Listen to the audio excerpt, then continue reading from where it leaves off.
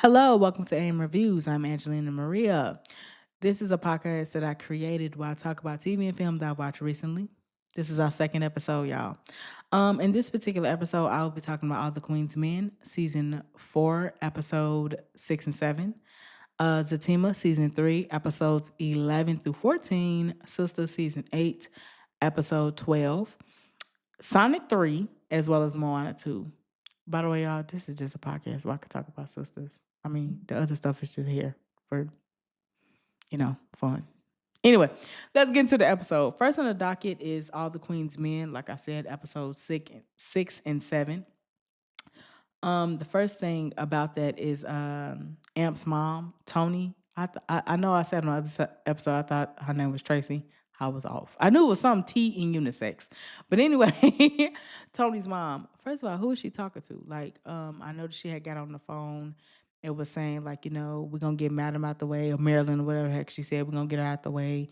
So who is she talking to and what is she up to? And I will say this. Dime, baby girl, learn your place. You talking about some, well, my mom left, she was deceased and she passed. Baby, that's not the same thing. Your mama dying, which caused her to leave you naturally against her will, honestly, because she had to be called home by the father, is different than his mother making a conscious decision to abandon him. It's two totally different things, Bookie. Please learn the difference. I want Dime to learn her place, but whatever. So I just can't wait to see what Tina's really up to. I mean, Tony, baby, she gonna be everything but her name, I see. What Tony's really up to. And I do like that Carla's kind of like not so scary. I kind of am ready for Carla to step into her Ronnie Players Club-esque personality. I can't wait for it. Next thing, who speaking of questions, who gassed the men of Eden, like, and why? I mean, I know it's kind of like self-explanatory. Obviously, somebody wanted to get back at Madam or was mad at Madam or whatever and want to retaliate. I do not think Concierge gassed the men though, because I think they had just made their truce. So I wonder why they gassed. I mean, obviously we kind of know why, but I wonder who more so. So I wonder, does she have another enemy outside of Tony? Because Tony is clearly her enemy, and whoever Tony's working with or whatever. And I kind of know who Amp's dad is, and that who she was talking to. Just kind of going back to that. Speaking of daddies, Face happens to be a father. Yeah, that's that I didn't expect. But I did though, because after a while, when the boy, like, I forgot, he had looked up the underwear, and Trouble was like, yeah, he stole your underwear and he this and he that, because Trouble's gonna be trouble and she's gonna get into trouble. But with that whole thing of him getting the underwear and him doing the paternity thing, and even like really liking Face. I never thought he was gay. I never got the gay feel from him. I just was like, maybe he looked up to him, maybe he admired him, but he had even said we built the same. And if you look at that facial structure, I was like, at the bare minimum, that's his little brother. Like, they are related. I had got that feel. And then when he kept going or whatever, and it was like the paternity thing, I said, oh no, Face is the father. And if you think about it, if you go back to season 1, Face used to put on like peppermint ointment. And the women used to be like, Madam used to tell him, calm down on that, because the women, they can't feel their tongue after you all on them, and they like maybe lick you or touch you and then touch their mouth or whatever. So can you calm down on that? Because, and if you using peppermint ointment, baby, it's giving Ben Gay, is giving age. And out of the men, I think he and Midnight are probably the oldest, because Midnight also had to go to the doctor in the first season. Only reason why El Fuego is aged is because the women are sisters. We know they're in their mid-30s. And then Doc, I think, falls a little bit into that like early 30s.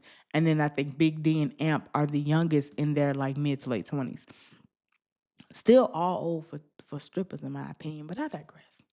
But yeah, so it's possible if he would have had a baby by maybe freshman year in high school, it's possible his son would be 18 to 21 years old, most likely 21. He's about in his mid to late 30s. It's possible. It's possible. I just want to see how he's going to navigate that, and things of that nature. Speaking of navigation, it brings me to my last piece of All the Queen's Men, and then we moving on. Is Detective Davis and D.A. Rhodes. I'm gonna be honest. Their navigation through this case they playing and they gonna lose it, and they're gonna lose it to where they can never try it again because it's a couple things. The first thing is Dr. Fong. You cannot prove that Madam had him offed or offed him. You can't prove it. There was no camera footage. You didn't see anything, anybody. There's nothing, and you're like, and Detective Davis is like, we're just add him to the list of bodies, and then we'll figure it out by the time the case come out. Okay, let her lawyer find that out though. Her lawyer find that out. Guess what? Everything is gonna look like you did trumped up charges. It's gonna look fraudulent and fake. And even the stuff that you do have evidence for, they're not gonna trust. Because they're gonna be like, how we know you didn't fake that? How we know you didn't just come up with it? You added him and you didn't have nothing, you know. And then the second thing was the girl, which first of all, Doc, I ain't gonna lie, the last episode, I was like, Doc, you useless, you know. Yeah, keeping on, holding on to shirts you should have been got rid of. But he laced the girl's drink and he'd put PCP in it. And to be honest, that like tainted her urine. And it was like every case you ever worked on, looked at too hard, we can't trust no more. And the crazy thing about that was one of the cases was Madam's case. And with that, it made it where everything she did with Matt, that should have been out. They was like, but what records? We could act like that don't happen. First of all, Madam told the lawyer. So the lawyer find that out and have it, because mind you, y'all tested her. So that's in the system. That is on record because it's in the system. How else could you have printed it out other than it being in the system? Y'all pull that out and they come out in court, double jeopardy is a thing, which means if y'all try that girl for that stuff, guess what? You will not get away with it. It won't happen. Y'all will have to have every piece of evidence that y'all had tried to this case. Y'all gonna need all new evidence. Everything gonna have to be 100% new. And mind you, she gonna have more sense to not get caught with the same stuff or similar stuff. Y'all gonna have to. Double jeopardy is a thing. Y'all might want to watch that movie where Ashley Judd and Morgan Freeman. It is a thing. That is a real thing. Because once you try it in court and that mess get thrown out, and they want to try you again for the same crime, they can't use none of the same old evidence because, I mean, come on now. We should just extend your trial. But anyway, moving on. Moving on to Zatima. Like I said, season 3, episode 11 through 14. I was a little behind and they kind of doubling up on the episodes. I'm gonna be honest, Tyler Perry, I love you. I really respect you as a writer, producer, and director, honestly. I really respect you as a creative, period. One thing I do not respect, though, the dead, not dead, kind of dead. We thought he was dead. Is he dead? Is she not dead? Nope, they're not dead. That gag, can we not do that? I'm tired of that. That's not cute. I feel like as long as you have been writing, as long as you have been creating, that should not be a thing that you're doing anymore. Like in the early 2000s when you was starting out, getting your niche, getting your zhuzh, okay, cool. In the 2020s, baby, when you've been doing this all my life, no. We should not be doing it. Dead, not dead. Is it dead? Kind of dead. Oh, that's not cute. After a while, it's not cute. And you've done this. You've run this gag, honestly, into the ground, in my opinion. I'm just not a fan of it no more. Like when it was Jeremiah, is he dead? I knew Jeremiah wasn't dead. I just knew he wasn't. Speaking of that, Jeremiah not being dead, Fatima Wilson. Hey, honey bun. Zach ain't no baby. I know he's very immature, but that's what you chose. That's what you chose. He's not a child. And since he's not a child, you can't, he needs to learn a lesson.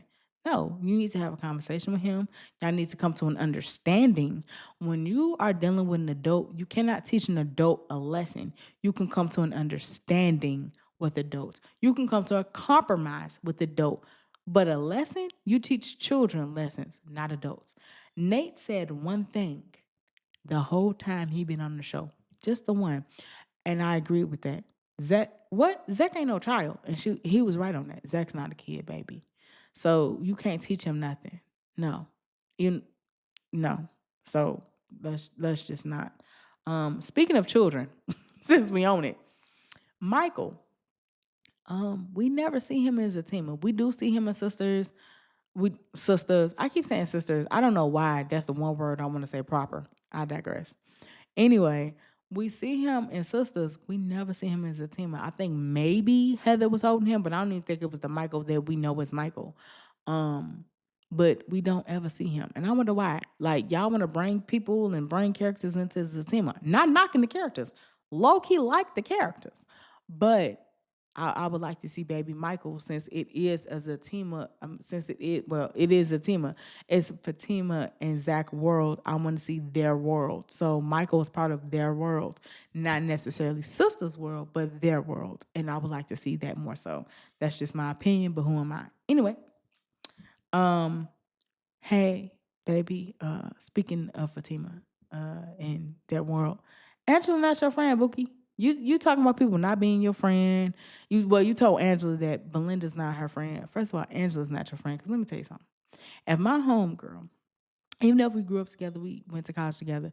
If I see you time and time and time again go against our mutual friend, our homegirl, supposedly, guess what I'm not gonna do? I'm not gonna keep associating with you after a while because I see that you a snake in the grass. And if you do that to her, it's just a matter of time before you do it to me, and I'm not gonna give you the chance. Okay? And first of all, why would you even schedule a lunch, a brunch, a meal, a snack, or anything with Belinda if you know in 5 minutes you got to meet up with Fatima? Explain that to me. I don't understand that. And the fact that somehow Belinda and Fatima keep meeting up via Angela, low key, when you think about it. Angela ain't your friend. You sitting up there talking about something. When you gonna learn that's not your friend? No, girl. When you gonna learn who's your friend and who's not your friend, Fatima? Since we had it. And speaking of that, babe, can we stop judging people? You do have a judgmental mindset. I'm just shocked she didn't judge Danny yet. I think because she don't deem Danny a friend, yet she judges Angela more than she does Fatima, more than she does Danny. And that's why I think Fatima ain't really judge Danny. Like she don't judge Connie, but she looks up at her. Speaking of Connie, a couple things, and I'll move on to the next thing. With Connie, one of the things is, first off, Connie, I feel like Fatima got two real friends. She just don't know it yet. That's Connie and Daniela. Connie and Danny, them her two friends. Yes, they can be loud. Yes, they can be ratchet. Yes, they can be dramatic, theatrical, animated, all that. I do believe that. But those, in my opinion, are her real friends. I do see how her and Hayden messed around for a time because when I say this, Fatima is not like outwardly like stuck up or outwardly bougie like Andy is. Andy is very bougie, like definitely bourgeois. She's definitely bourgeois. But Fatima does have her nose stuck up a little bit on the that she had the resources and she grew up the way she grew up, and she does sometimes wear that like a nice little cloak. But yeah, she doesn't. She tries her hardest to humble herself. But you see that a lot. She first of all, I am a Fatima fan, so Crystal Gems, please don't beat me up. You know, y'all like to go hard in the paint for her. Anyway, you do see that she tries to humble herself, but sometimes she does kind of go in on people that I feel like she feels has like a ghetto tinge to them, like how she does Zach throw up in his face the fact that he's been in jail. Darling, the only reason why you ain't been, which I've said in previous episode, the only reason why you ain't been is because you have resources. I mean, if you didn't have the resources you had, you would have been in cuffs. I digress. You know. But yeah. Connie and Danny is definitely her friend. I feel like on Sisters, Connie's her friend. I mean, I said that backwards. On Sisters, Danny is her only real friend. And on Zatima, Connie's her only real friend. But I would like to see those three actually come together. I want Danny and Connie to meet and mesh. I feel like one or two things going to happen. That's going to be the greatest combo or the worst combo. That's just my opinion. Speaking of Connie, and then I'm truly moving on to the next thing. I noticed they added Preston, and of course, like I said, I'm for them adding Preston. Just stop bashing Danny Preston. Stop coming at Danny Preston. You know, because you need her for your relevance, Preston. You might want to remember that.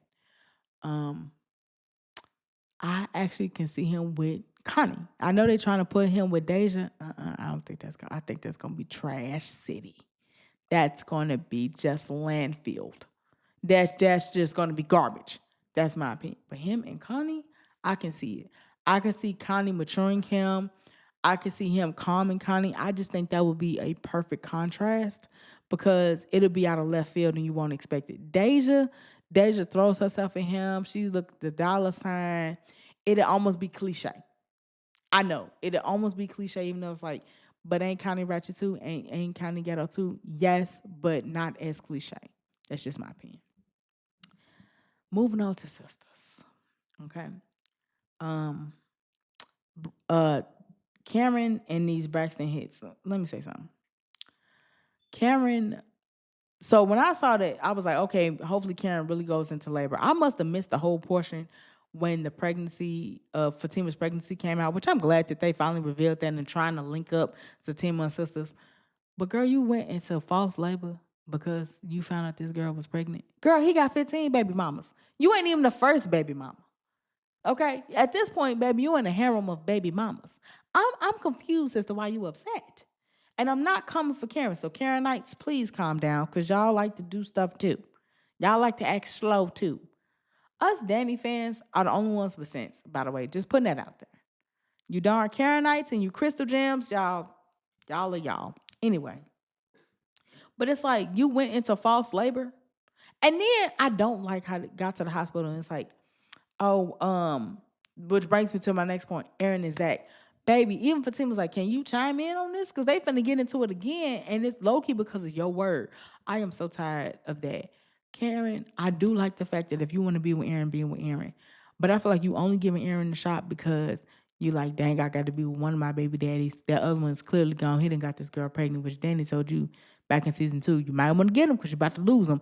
Andy told you the same thing and you ain't want to listen. You know. And just he stressed me out. Even the doctor coming in with his mess. Bro, your whole job is to sit up there and just do your job.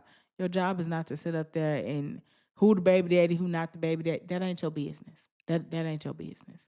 Just, hey, she's fine. You could bring her home. It was false labor. Braxton Hicks is normal. That was your job. Any of the rest of that wasn't your job. Speaking of the weird connections in hospitals, Robin and Hayden.